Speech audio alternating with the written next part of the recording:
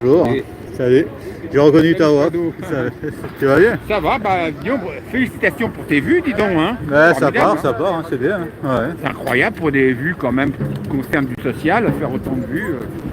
C'est pas comme si tu faisais des vidéos sur du rap ou sur la NBA aux États-Unis, tu vois. Ah ouais. C'est quand même assez ingrat ce qu'on fait, donc c'est formidable d'avoir autant de vues. Hein. Bravo. Ah, moi, le message je porte, hein. Ouais, C'est ouais, important. bah oui. Hein. Ouais. Alors oui, Fredo, alors, deux petites choses que je voulais dire, si tu veux bien. Alors ça n'a rien à voir, hein. Moi j'aime bien parler de choses diverses et variées.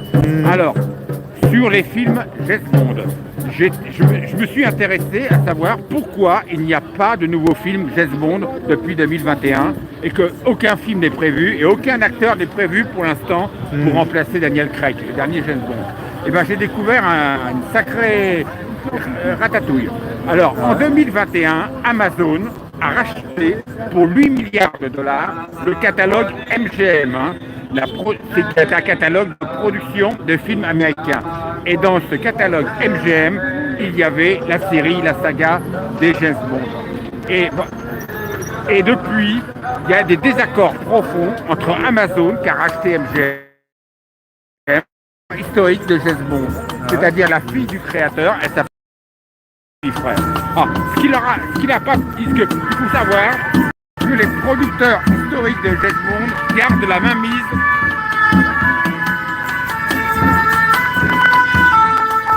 Voilà. Les producteurs historiques de James Bond gardent la main mise sur la réalisation des films. Voilà. Donc oui, parce que Amazon, c'est eux qui cherchent, c'est la rentabilité immédiate. Ils ont parlé de contenu pour parler des films James Bond, ce qui n'a pas du tout plu aux producteurs historiques. Ensuite, il y a eu plein d'accords, plein de désaccords, parce que Amazon voudrait tirer des séries de James Bond. Le spin-off, on appelle ça, en anglais c'est scission. C'est-à-dire qu'ils voudraient en faire des produits dérivés pour diffuser en streaming sur Internet. C'est-à-dire, ce qu'ils ont fait avec Star Wars et Harry Potter, faire des séries de films en prenant soit des personnages secondaires de James Bond et développer, soit alors de prendre un épisode de la vie du héros, sa jeunesse, tu vois, et en faire des séries en streaming sur Internet. Et les producteurs historiques ont refusé. Amazon voulait aussi que James Bond soit une femme. Les producteurs historiques de James Bond ont refusé. Et le plus beau, c'est là où je voulais en venir, Amazon, par des algorithmes, voulait que le prochain acteur qui va jouer James Bond soit désigné par l'IA. Ah, que ce soit l'IA qui désigne le futur acteur qui va remplacer Daniel Craig.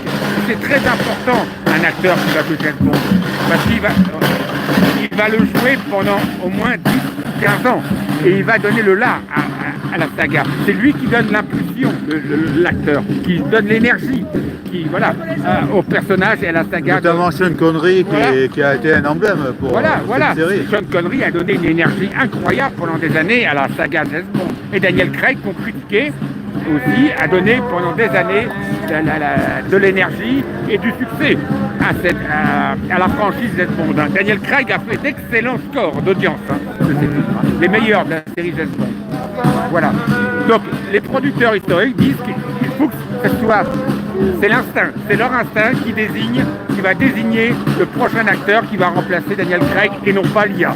C'est quand même dingue de savoir qu'on vit dans un monde maintenant où l'IA va décider qui va interpréter tel rôle. Et puis même dans les entreprises, ça existe déjà. Hein. Parmi plusieurs offres d'emploi, quand il faut désigner quelqu'un à un poste, c'est l'IA qui décide, voilà, par les algorithmes. Voilà. Donc voilà, c'est impressionnant pour les gens de notre génération que ce soit l'IA qui va peut-être désigner l'acteur qui va remplacer Daniel Craig. Quand tu faisais embaucher, c'était une poignée de main, tu changeais les personnes. Et c'était le feeling, quoi. Voilà, le feeling, voilà.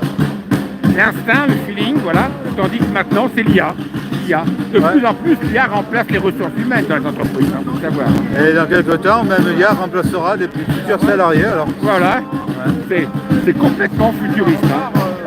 Combien de grands personnages de l'histoire de France, s'il avait fallu les désigner par l'IA, il n'est pas sûr que l'IA les aurait choisis. Je pense que Churchill ne l'aurait pas choisi. Non, je ne sais pas pourquoi, mais... Non, alcoolique comme il était, insomniaque. Voilà, rageux, quoi. imprévisible, il aurait sans doute pas choisi. Hein. Napoléon, il n'aurait pas choisi non plus, hein, parce que... Jules César, sûrement pas. Ah non, non, non.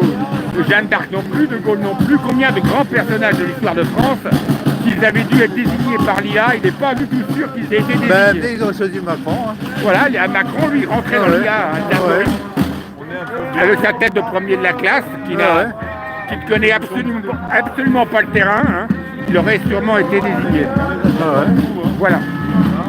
Et puis pour finir sur le budget 2025 Bayrou, bon, il est passé, hein, parce que Bayrou a fait des concessions à la fois au RN et à la fois aux socialistes, pour pas qu'ils votent à notre censure.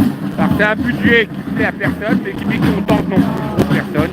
Mais c'est ce que je disais Alain, ce budget c'est quand même une orgie de dette. Une orgie de dette. Il y a 3 chiffres officiels que les grands médias ne diffusent pas. Ce budget, c'est un montant de dépenses publiques de 1700 milliards d'euros. 1700 milliards d'euros de dépenses publiques. Il n'y a pas de réduction de dépenses publiques.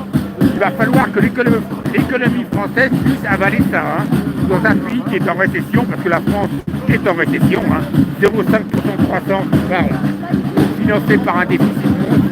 La France est en récession, très endettée, sans gaz, sans pétrole. Je ne sais pas comment la France va pouvoir avaler ça, si ce n'est pas encore par des levées d'impôts et par le déclassement de la classe moyenne. Déclassement de la classe moyenne, et puis les PME aussi vont beaucoup payer.